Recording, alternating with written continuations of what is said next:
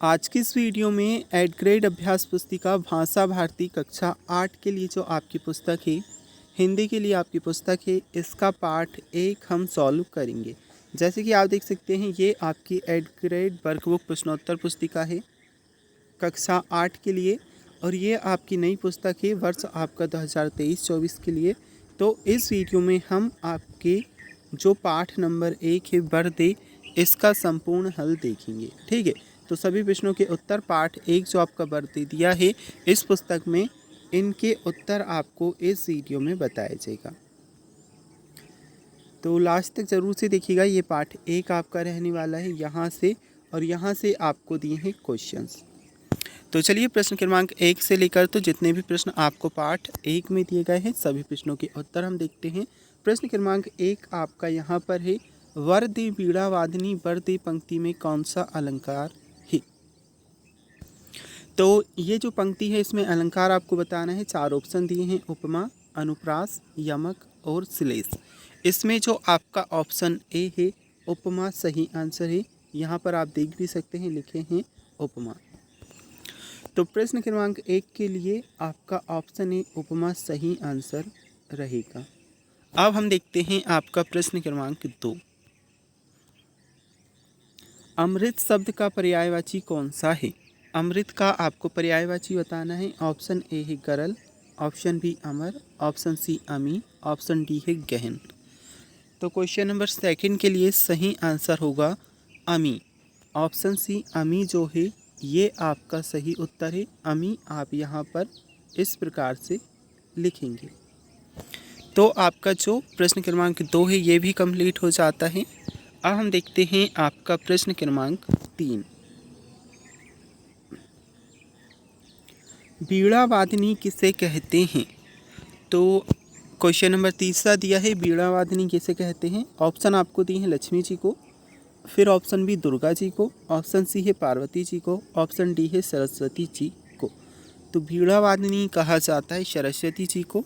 Option D Saraswati ji सही answer है।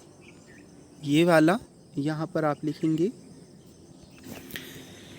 तो पहला, दूसरा और तीसरा प्रश्न आपका यहाँ से कंप्लीट हो जाता है। अब हम देखते हैं आपका प्रश्न क्रमांक 4।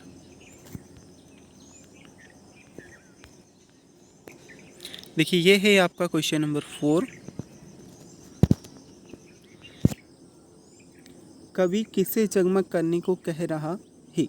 ऑप्शन दिए हैं स्वयं को, संसार को, घर को या फिर विद्यालय को। तो कवि जो है संसार को जगमग करने को कह रहा है, इसलिए ऑप्शन बी संसार को सही आंसर कर लीजिएगा। अब नेक्स्ट क्वेश्चन हम देखते हैं, क्वेश्चन नंबर 5। अति लघु उत्तरीय टाइप के क्वेश्चन आ जाते हैं। तो प्रश्न क्रमांक 5 में आपको दिया है, कवि स्वतंत्रता का मंत्र कहाँ भरने की बात कह रहा है। ये आपका 5वां प्रश्न है। इसके आंसर में आप करोगे, कवि स्वतंत्रता का मंत्र भारत में भरने की बात कह रहा है। ये बस आपको क्वेश्चन नंबर 5 का आंसर कर लेना है। कवि स्वतंत्रता का मंत्र भारत में भरने की बात कह रहा है। इसके बाद हम देखेंगे आपका अगला प्रश्न आ जाता है, क्वेश्चन नंबर 6 दिया है। तो जो आपका प्रश्न क्रमांक 6 है, विद्या की देवी किसे कहा जाता है। इसमें आप आंसर करोगे, विद्या की देवी माँ सरस्वती को कहा जाता है। ये आपका क्वेश्चन नंबर 6 के लिए आंसर रहेगा। तो इस क्वेश्चन को यहाँ से कंप्लीट करोगे। इसके बाद में देखिए प्रश्न क्रमांक आपका 7 है, नव नभ से कवि का क्या आशय है। ये आपका क्वेश्चन नंबर 7वां। आप अपनी बुक खोल कर रखिएगा, वहाँ से आप प्रश्न भी देखते चलिएगा। वैसे यहाँ पर आपको दोनों चीज़ें बताई जा रही हैं, और साथ साथ में आप नोट भी कर सकते हैं, समझ भी सकते हैं। तो ये प्रश्न क्रमांक 7, नव नभ से कवि का क्या आशय है। इसके आंसर में आप करोगे,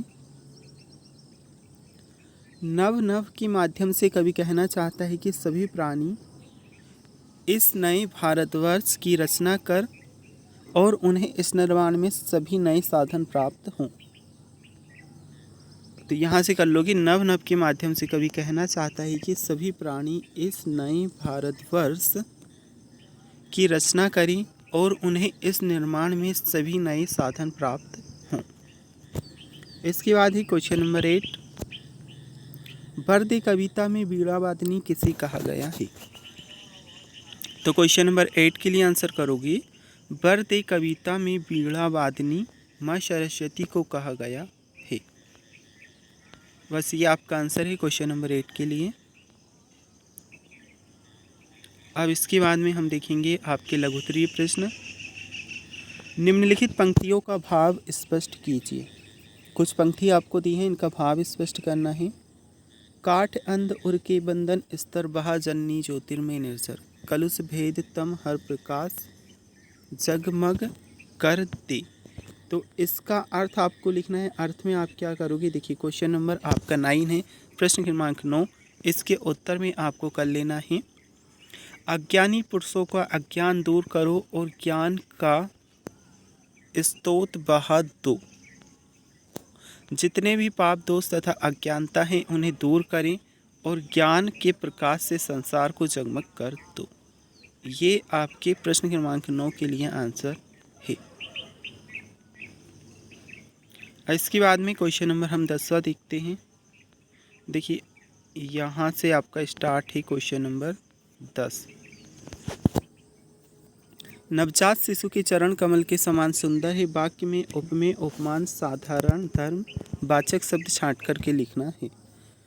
तो उपमेय में आपका होगा, यहाँ से आप देख सकते हैं नवजात शिशु के चरण, और उपमान में लिखोगे कमल। इसके बाद में साधारण धर्म में होगा सुंदर, और वाचक शब्द आपका है समान। तो ये आपका 10वां क्वेश्चन यहाँ से कंप्लीट कर लीजिएगा। और इसके बाद में हम देखते हैं आपका क्वेश्चन नंबर 11वां।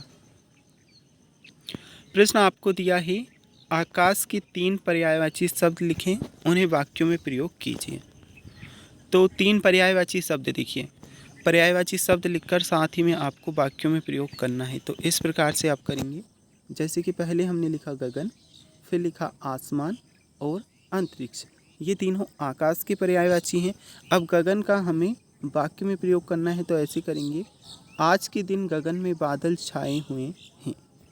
नेक्स्ट अब आसमान का कैसे करोगे, सुबह सुबह टहलील करने के लिए लोग आसमान की ओर देखते रहते हैं।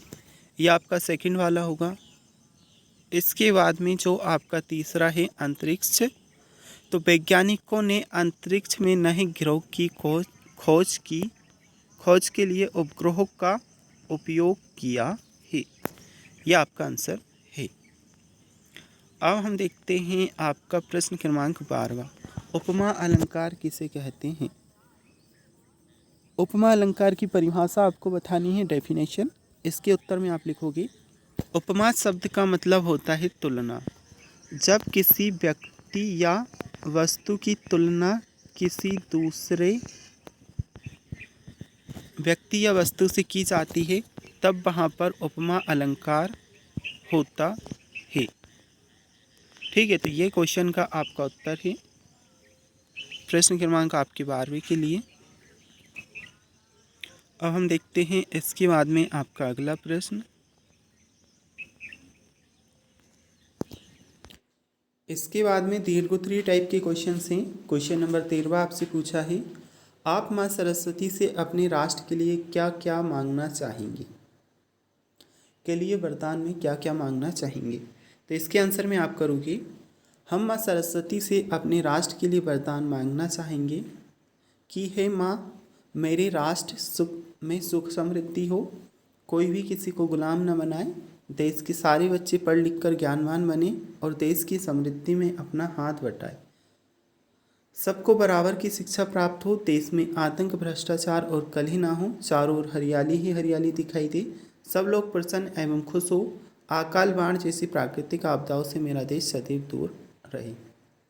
यह आपका आंसर होगा। फिर आपका आखिरी क्वेश्चन इस लेसन के लिए, इस पार्ट के लिए आ जाता है, प्रश्न क्रमांक 14वां।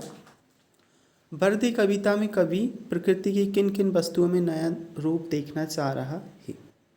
इसके आंसर में आप करेंगे, कवि प्रकृति की हर वस्तु में नया रूप देखना चाहते हैं, क्योंकि हमारे भारत देश में हर ओर एक नवीनता हो और नए सिरे से हमारे भारत का नवनिर्माण करें। कवि कहते हैं कि नव विकास नवीनतान ले और गीत हो, ऐसे लेकर तो आपको नीचे तक यहाँ तक आंसर करना है।